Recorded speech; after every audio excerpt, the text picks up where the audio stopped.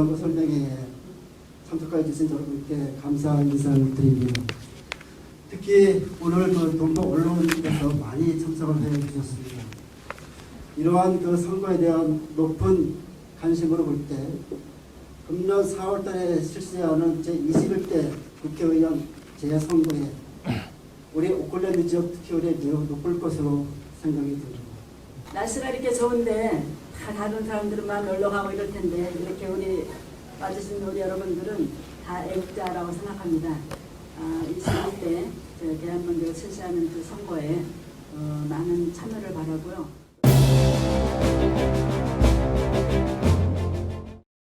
그 대통령 선거 지난 2017년도 대통령 선거 때 굉장히 높은 투표를 기록을 했더라고요. 물론 그 전에 국회의원 선거 때는 굉장히 좀 낮았었는데 작년 대통령 선거 때는 그 한 2,700명이 투표를 해주셨는데 그게 한 투표율로 보면은 한 21% 정도 되더라고요.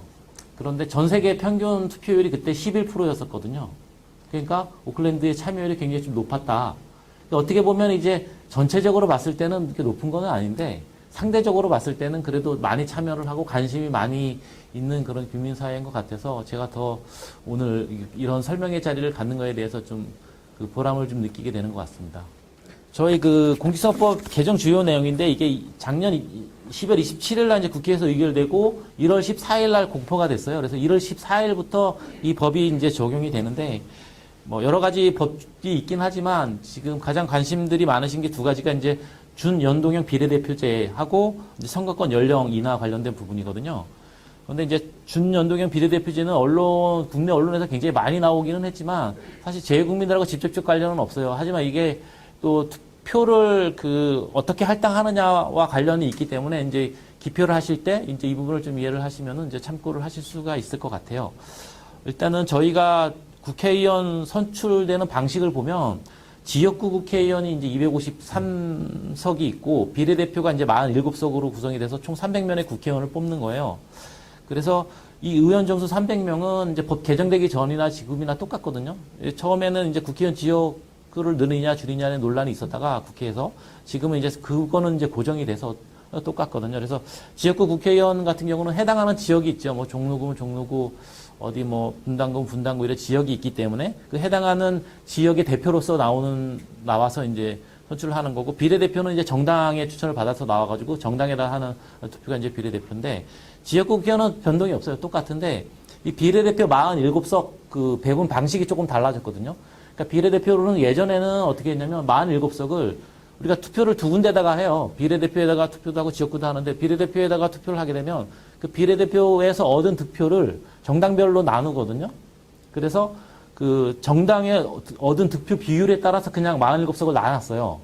물론 뭐 의석 할당 정당이라 그래가지고 뭐 작게 얻은 정당을 제외하고 이렇게 배분을 하긴 하지만 어쨌든 큰 틀에서 보면 그 비례대표에서 얻은 득표용 정당 비율을 가지고서 47석을 그냥 나누는 걸로 끝났기 때문에 간단했었는데 요번에 이제 그 준연동형 비례대표제는 이 총 47석 중에서 17석은 기존대로 그렇게 나누고 30석은 좀 다른 방식을 적용을 했어요. 뭐냐면 기존처럼 비례대표의 득표율만 가지고 하는 것이 아니라 비례대표 득표율도 고려를 하지만 지역구 국회의원, 그 정당이 지역구 국회의원에서 낸 득표, 그 후보자 수, 당선인 수가 몇 명 있느냐라도 고려를 하게 돼요. 그러니까 예전하고 달라진 점이죠.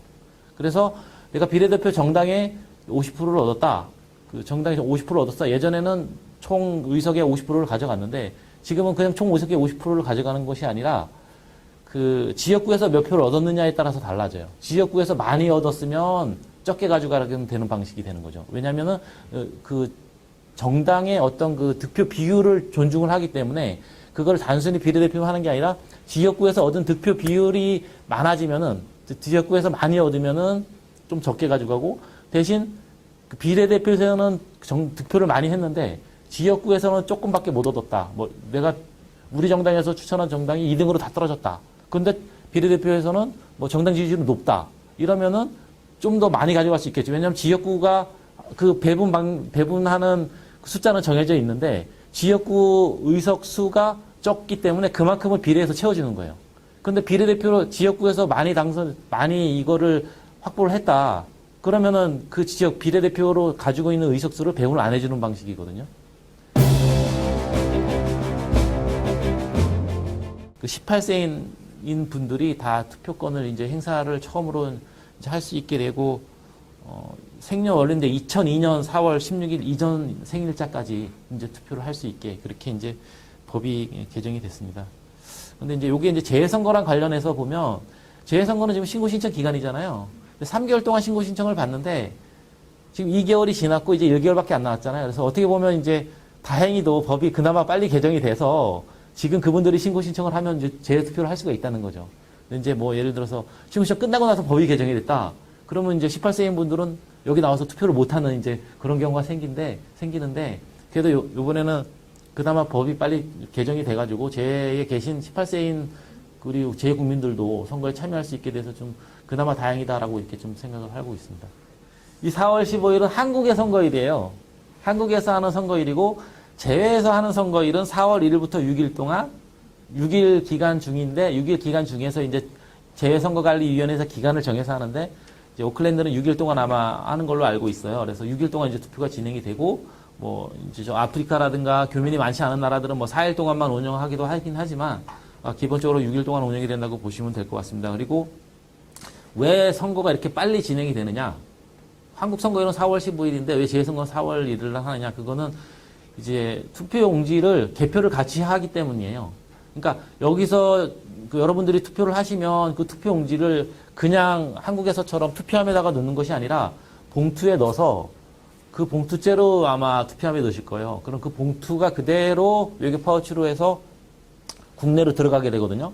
근데 자기가 국내 주소지가 있다 그러면 자기 국내 주소지나 아니면은 뭐 그 등록 기준지로 되어 있는 주소지로 이 투표용지가 가게 되거든요. 그래서 그쪽에서 투표하는 거랑 같이 해서 그 개표를 하기 때문에 미리 투표를 안 하면 같이 개표를 할 수가 없잖아요. 그래서 이 회송하는 시간이 있기 때문에 제 투표는 미리 지금 4월 1일부터 6일까지 진행이 되는 겁니다. 그래서 투표를 하시게 되면 이제 그게 국내로 가가지고 국내 해당 선거관리위원회 또 투표함이 있어서 거기에 자기 주소지 종로구면 종로구 선거관리위원회, 서울시 종로구 선거관리위원회에 그 선거관리위원회에서 보관을 했다가 4월 15일 날 국내 선거에서 투표한 투표지랑 같이 다 가지고 가서 개표장으로 가요.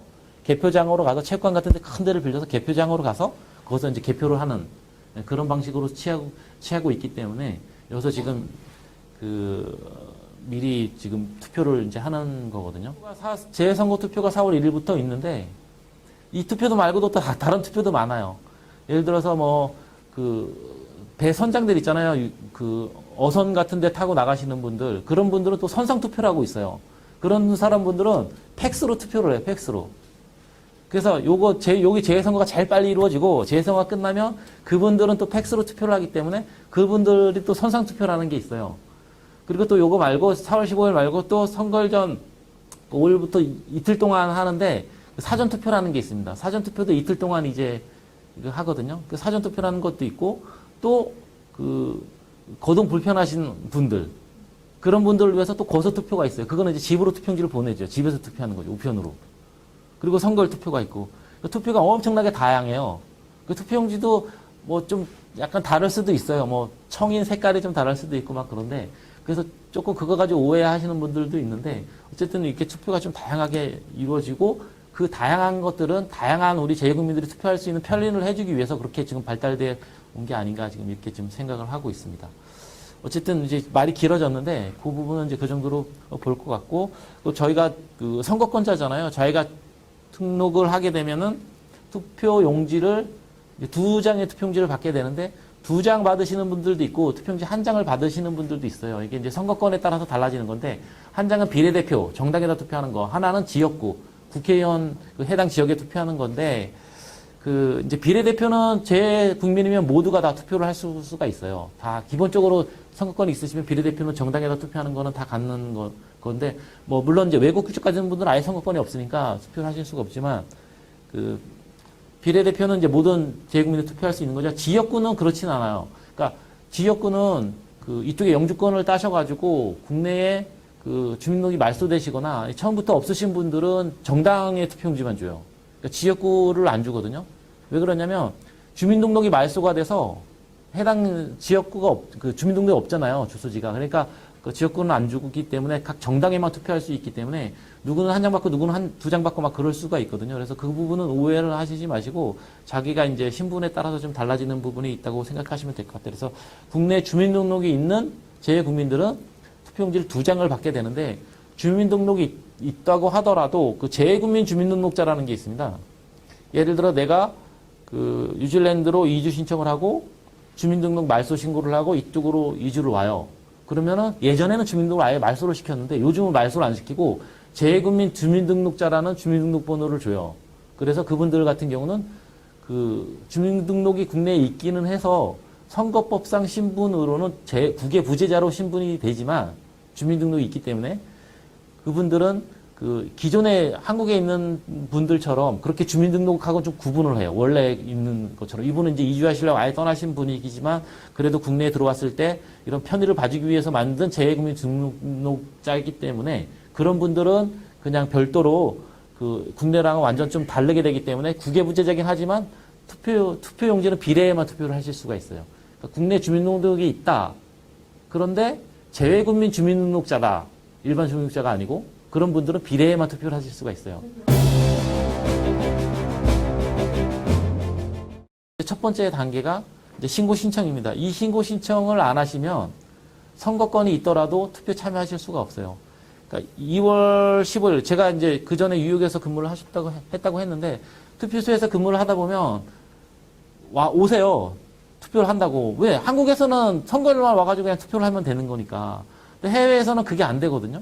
사전에 등록을 하고 오셔야 그 신고 신청을 하셔야 투표를 할 수가 있는데 신고 신청을 안 하고 투표하러 와가지고 투표하려다 보니까 신고 신청 안 하신 거예요. 그래서 못하는 경우가 굉장히 많기 때문에 지금 여기 계신 분들도 그 분명 신고 신청 하셔야 되지만 2월 15일까지 주위에 계신 분들한테 좀 알려주세요. 많이 하시라고. 그 기간 놓치시면 이제 못 하시는 경우가 있기 때문에.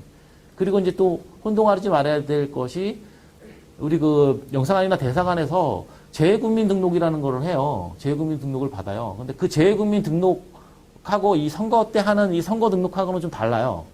명부가 완전 다르기 때문에 재외국민 등록을 했다. 나는 투표할래. 이렇게 되는 것이 아니라 재외국민 등록하고는 다르고 선거 신고 신청을 하세요. 선거 등록을 하셔야 돼요. 그래서 꼭 그거랑 좀 혼동하지 마시고 그때까지 하셔야 되고 기간 내에 일단은 하셔야 되는데 그 대상자는 이제 아까 제가 말씀드렸지 시민권자는 대상이 안 되고 이제 법상으로는 국외부재자냐 이제 재외선거인이냐 두 가지가 있는데 그분은 이제 주민등록이 국내에 되어 있으면 국외부재자, 주민등록이 말소됐거나 아예 처음부터 이쪽에서 태어나서 아예 없다.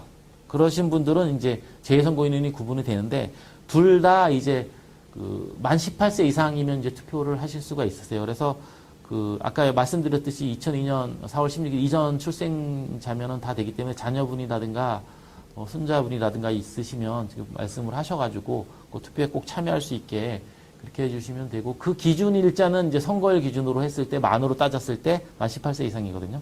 그렇게 보시면 되고 그리고 이제 당연히 대한민국 국민이어야 되고 이제 이쪽 뉴질랜드 국적을 가지고 계시면 투표를 하실 수가 없는데 65세 이상이 되면 이중 국적을 취득하신 분이 계세요. 이상 되신 분들 중에 다 투표를 하실 수 있는 건 아니고 뉴질랜드 국적을 가지고 계시는데 한국에서 그 허가를 받으셔가지고 이중 국적을 가지고 계신 분들이 계시거든요. 그거를 취득하신 분들은 이제 선거에 참여를 하실 수가 있습니다. 그리고 요 기간, 그러니까 왜 여기서 오클랜드에서 투표하고 싶으신 분들만 신고를 하셔야 돼요. 예를 들어서 내가 그 당시에 어디 다른 데 나간다, 한국으로 들어간다 그러시면은 여기서 신고를 하시면은 한국에 가서 투표를 못 하세요. 여기서 신고를 하시면 이 사람은 해외에서 하는 사람인가 보다라고 해서 별도로 등록이 돼 있기 때문에 국내에서는 투표일날 가더라도 투표를 못 해요. 안 그러면 이중 투표가 되겠죠. 그런데 이제 부득이한 경우가 있잖아요. 내가 4월 1일 날 여기서 투표하고 나중에 들어가려고 했는데 4월 1일 이전에 한국에 들어가게 되는 경우가 있는데 그런 경우는 이제 귀국 투표라 그래가지고 신고를 하고 나서 확정이 됐는데 한국에 4월 1일 날 이전에 들어가게 되면은 이전에 들어갔다는 증명서 그러니까 4월 1일 날 이후가 지나버리면 여기서 투표하고 들어갈 수 있으니까 그건 인정 안 해주고 4월 1일 이전에 들어갔다라는 출입국 증명서를 받으셔가지고 선거관리위원회에 가셔가지고 신고를 하시면은 투표를 할 수가 있어요. 선거관리에 직접 방문을 하셔야 되는 번거로움이 좀 있기 때문에 그 이제 잘 계획 일정을 잘 보시고서 그렇게 판단을 하셔서 하시면 될 것 같아요. 그때 4월 달에 일정을 보시면. 2번 이상 연속 투표를 안 했어요. 이분이 등록을 하고도 2번 이상 투표를 안 했어요. 예를 들어서 2012년도에 투표를 하시고 그 이후 2016년도 국회의원 선거, 2017년 대통령 선거 2번 다 투표를 안 하셨다. 그러면은 요번에 별도 신고 안 하면 투표 못 하세요. 그러니까 2번 연산 투표를 안 하시면 연구명부에서 빼버려요. 직권으로. 그러면 다시 신고를 하셔야 투표를 하실 수가 있어요.